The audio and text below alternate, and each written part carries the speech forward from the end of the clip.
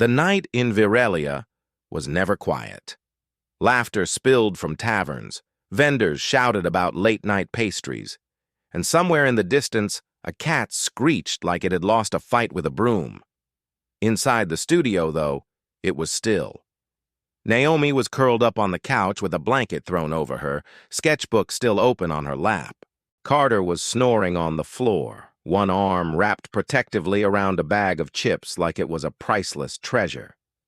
Ethan stood alone in front of his painting, lamplight spilling across the wild strokes of color. The cityscape was alive, chaotic, vibrant, unpolished, but the doubt still gnawed at him. He whispered to himself, "What if I stand there in Solterra and they all laugh? What if Caldwell's right and I'm just not enough?" He pressed his palms to the edge of the table, knuckles white. The memory of Caldwell's voice returned, sharp and cold. Unrefined, directionless, forgettable. Ethan's jaw tightened. "No, not this time. This time I fight back." The window rattled suddenly with a gust of wind, and the door creaked open on its own. Ethan spun, heart thudding. The streets outside were empty, lanterns swaying, shadows stretching. On the floor just inside the doorway lay an envelope. Ethan bent to pick it up, frowning. The paper was heavy, the seal pressed with a symbol he didn't recognize.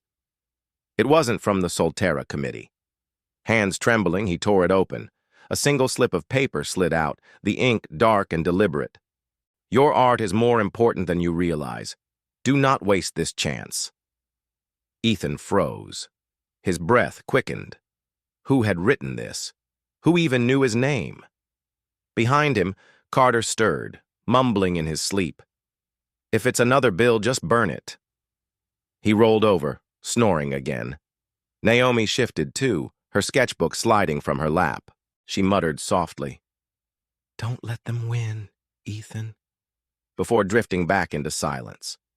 Ethan stared at the note, pulse hammering in his ears. The words burned into him, heavier than Caldwell's insults, heavier than his doubts. He whispered, "Why me? Why my art?" For a moment he considered waking Naomi, but something inside him stopped him. This message, it felt personal. Dangerous, even. He slipped the note into his pocket, eyes flicking back to the cityscape he'd painted. The brushstrokes seemed to glow differently now, as if the painting itself knew something he didn't. He didn't realize it yet, but this was the first pull of a thread that would unravel everything: his art, his world, his future. The lamp flickered. Outside, Viralia kept laughing, living, breathing.